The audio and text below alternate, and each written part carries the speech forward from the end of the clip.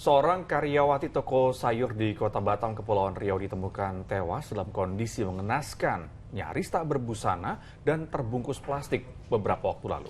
Wanita muda ini diduga menjadi korban pembunuhan. Apa yang sebenarnya terjadi?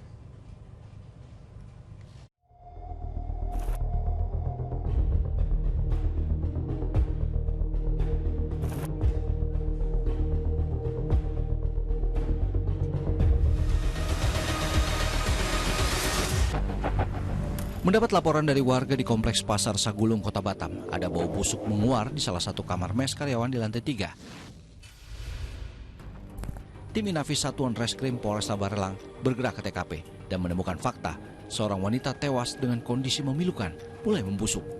Jasadnya disembunyikan di bawah tempat tidur dengan kondisi separuh telanjang terbungkus plastik yang dilakban.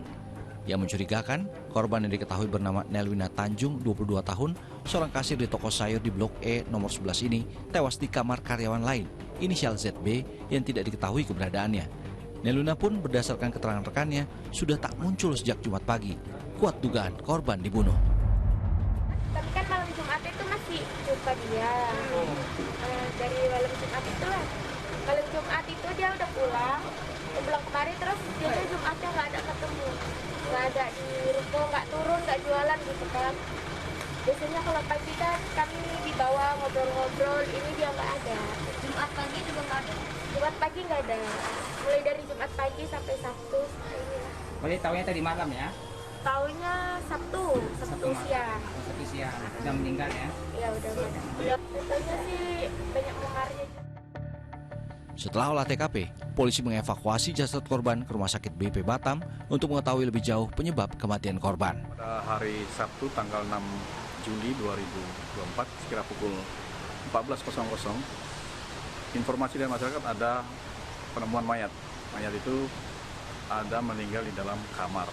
Kemudian dengan dasar itu tim dari Inafis Polda Kepri dan Polresta Barelang telah melakukan olah TKP di tempat kejadian tersebut. Kemudian terhadap mayat juga sudah dilakukan otopsi untuk mengetahui penyebab kematiannya. Ruko tempat Nelwina Tanjung bekerja di Kompleks Pasar Sagulung, Blok E nomor 11, lokasi yang sama tempat Wina ditemukan tak bernyawa, di kamar mes seorang karyawan lain terpasang garis polisi. Seorang pekerja toko yang bersisian tempat kerjanya dengan Wina memperlihatkan chat dengan korban masih dibalas di hari Kamis 4 Juli, namun chat tidak direspon di hari berikutnya. Ia juga menyebut korban tinggal di salah satu kamar mes karyawan lantai 3 ruko. Di kamar lainnya juga menetap seorang supir yang bekerja di tempat yang sama dengan Wina. Setahu kakak yang apa yang disampaikan sopir itu orangnya seperti apa? Orang agak serem-serem. Iya, seperti itu. Kayak hitam-hitam, lagi hitam pendek, agak kurus. Makanya dia ini orangnya apa ya? Kurang bergaul gitu ya. Siapa? Yang sopirnya itu. Nggak tahu juga kalau itu. Tim gabungan Jatanras Polresta Barelang, Polda Kepri dan Unit Reskrim Polsek Sagulung bergerak cepat. Tak sampai 3 hari, mereka menciduk seorang pria, Zulbahri, seorang supir yang diduga kuat pelaku pembunuhan terhadap Wina. Terhadap tersangka telah kami lakukan penangkapan gabungan tim Polda, yakni Jatanras, dengan tim Jatanras Polresta Barelang. Pelaku kami amankan di salah satu kabupaten di Sumatera Utara. Saat ini dalam proses kepulangan dari salah satu kabupaten menuju Kota Medan untuk besok kita terbangkan ke Batam. Pelaku ini rekan kerja atau masih ada hubungan keluarga, Pak? Nah, itu masih kami dalami. Besok setelah tiba kami akan lakukan pemeriksaan. Zulbahri yang diduga kuat menghabisi nyawa Nelwina Tanjung sampai di Kota Batam setelah diterbangkan dari Medan dengan pengawalan ketat polisi Jumat malam 12 Juli 2024. Tersangka sempat kabur dan diringkus polisi di Dolok Sanggul, Kabupaten Humban Hasudutan, Sumatera Utara, Senin 8 Juli lalu. Tersangka mengakui perbuatannya, yakni melakukan pembunuhan terhadap korban Nelwina. Demikian yang dapat kami sampaikan untuk sementara. Hubungannya yang dapat kami pastikan saat ini adalah satu lingkungan kerja. Polisi masih mendalami apakah tersangka beraksi seorang diri atau dibantu orang lain. Zulbahri, tersangka pembunuhan terhadap Nelwina Tanjung alias Wina yang juga rekan kerjanya, ternyata melakukan kekerasan seksual terhadap Wina sebelum akhirnya Wina menghembuskan nafas terakhir. Peristiwa keji ini dipicu rasa sakit hati tersangka terhadap korban. dan merasa sakit hati karena korban melaporkan kepada bosnya bahwa si tersangka beberapa kali menggelapkan barang maupun uang. Dan hasil dari interogasi tersangka mengakui menggelapkan tersebut. Dan karena sering berjumpa, sering ketemu di lingkungan kerja, juga satu lingkungan kos-kosan, si tersangka ada timbul hasrat untuk menggauli si korban. Tersangka menyebut aksi kejinya itu muncul karena adanya kesempatan saat ia melihat pintu kamar korban terbuka sedikit.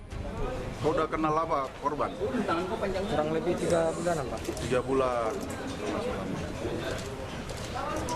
Apa mulanya kau bikin begitu? Sakit hati, Pak. Sakit hati? Gitu mulanya sakit hati? Iya, Pak. Tapi dari berita pengisahan kau pingin juga ngapain dia? Bersetubuh? Ya, buka pintunya itu, Pak. Oh, pas buka pintu? Iya, Pak. Bajunya kelihatan itunya? Tidak, Pak. Dia lagi tidur, lagi mandi atau apa? Tidur, Pak. Lagi tidur? Iya. Oh, pintu kamar nggak dikunci ya? Iya, Pak.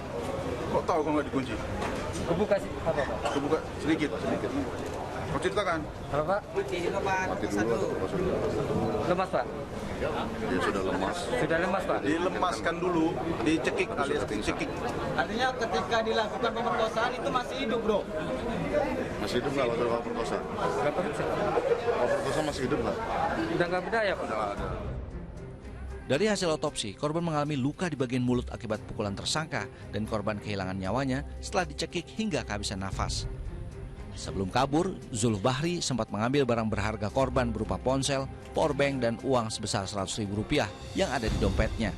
Ponsel korban dibuang oleh tersangka di tengah laut saat dalam pelarian. Pria duda ini dijerat pasal pembunuhan dan perkosaan dengan ancaman hukuman 15 tahun penjara. Sejak dimakamkan Senin 8 Juli 2024 di Kompleks Pemakaman Umum Seitamiang, Kota Batam, rekan kerabat datang bergantian berziarah ke makam Wina. Tak pernah ada yang menyangka gadis cantik ini berpulang ke pangkuan yang maha kuasa di usia masih begitu muda dan dengan akhir hidup yang begitu tragis. Hanya doa yang bisa dipanjatkan, semoga almarhumah Wina tenang di sisi penciptanya dan semoga pelaku pembunuhan Wina mendapat balasan yang setimpal di dunia dan di akhirat kelak.